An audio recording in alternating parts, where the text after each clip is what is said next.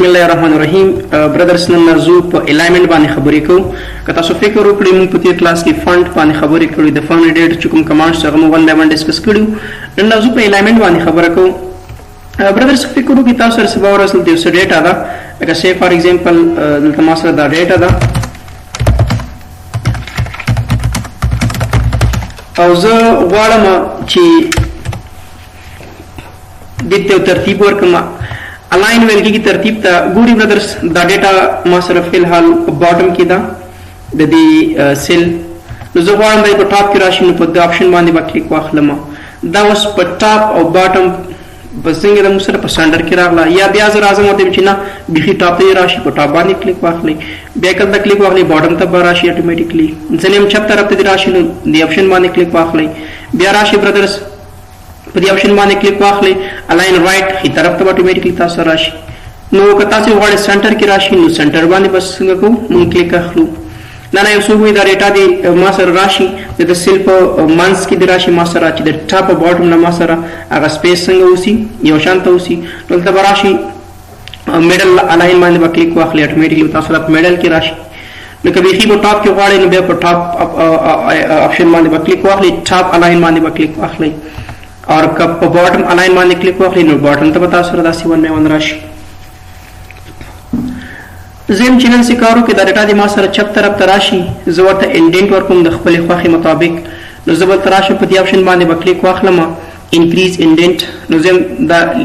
انډنټ ویل کېږي فاصلې ته، سپیسینګ ورکولو ته ویل کېږي. زم چې دا لیکل د چپ طرف نه ښي طرف ته لږ زره څه کا انډنټ کا لږ سپیس ورته داسې څنګه کا ورکړه. نن سکارو که دا سپیس بیرته څنګه کا کم کا. نو د یو د موږ سره انکریز انډنټ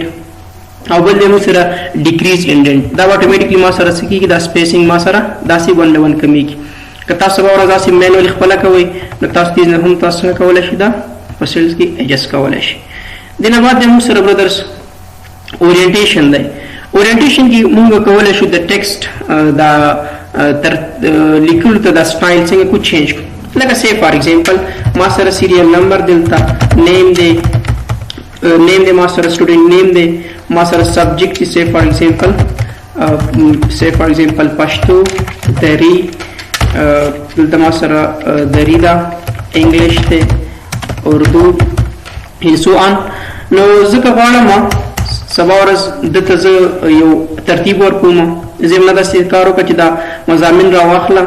او دلته راشي الاینمنټ ورته ورکړه. دا څنګه که اینګل کاونټر کلاک وایز باندې کلیک واخله، اټومیټیکلی ګورو برادرز که تاسو وګورئ دې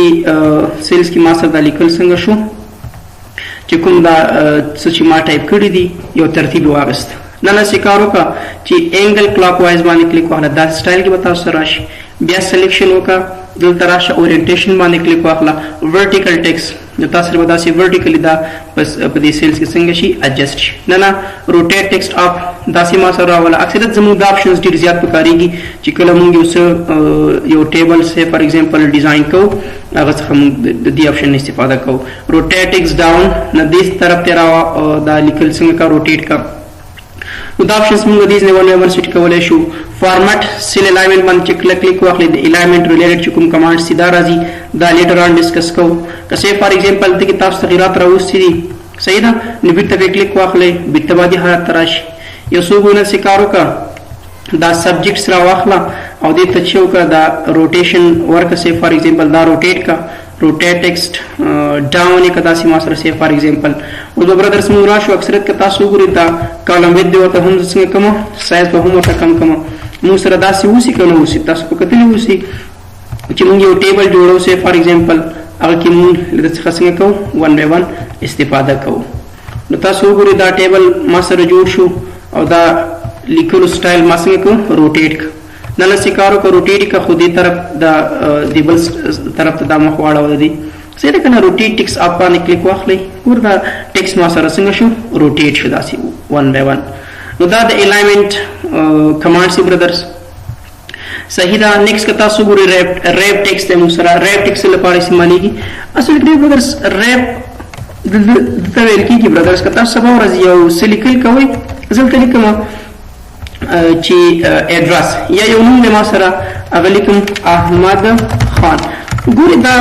سیل کې نه چې بل سیل تاوړي نو زموږ سکارو کا چې د بل ته دا نه اوړي اتوماتیکلی دا ریپ شي ډاون راشي نو ریپ ټیکس باندې کلیک واخلا او سبا ورځ کې لیکل کې په دې ټول باندې ریپ ټیکس ته چیک اپلای کا صحیح ده کنه یو کلیک واخلا ریپ ټیکس په دې باندې اپلای کړئ لیکم چې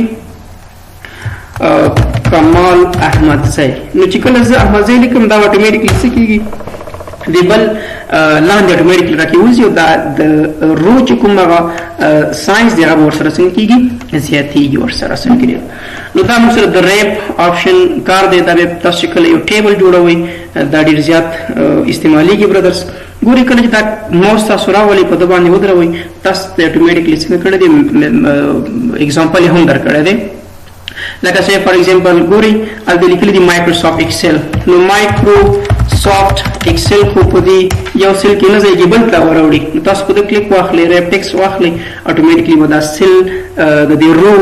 سایز به انکریز شي ورسره او په همدې یو سیل کې به دا ټیکس څنګه شي اډجسټ شي دې نه لاندې موږ سره نور آپشنز دي مارجن سنټر دی مارجن سنټر کې موږ سره څه آپشنز دي برادرز زه همداسې کار وکړه چې زه غواړم یو څه سیل سره خپلو کې چې کوم مرج کوم مرج ویل کېږي یو ځای کولو ته مارجن سنټر مرج کراس مرج سیلز ان مرج سیلز زه همداسې کار وکړه ګوري برادرز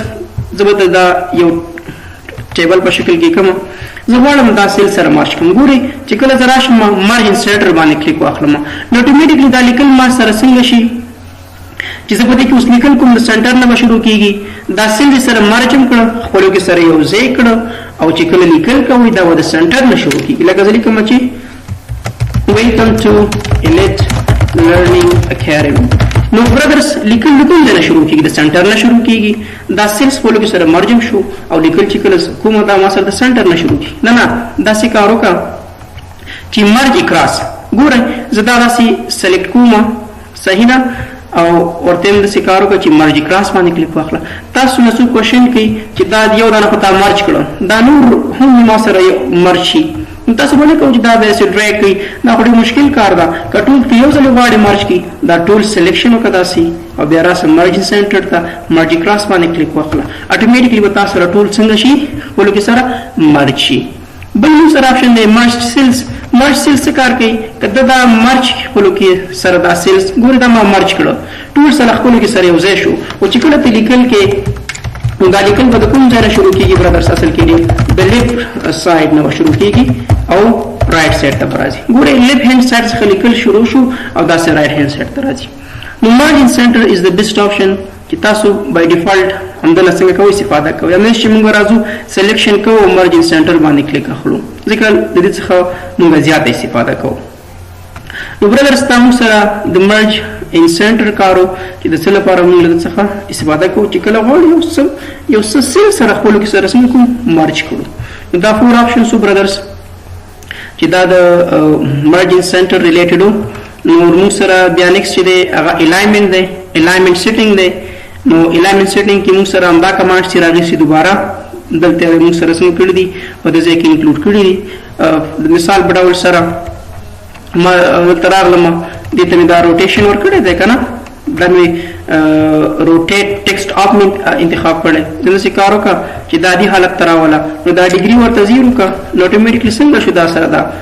عادي حالت ته راغله اوس د کالم سایز کم دی د کالم سایز به زه لږ زره زیات کړم بیرته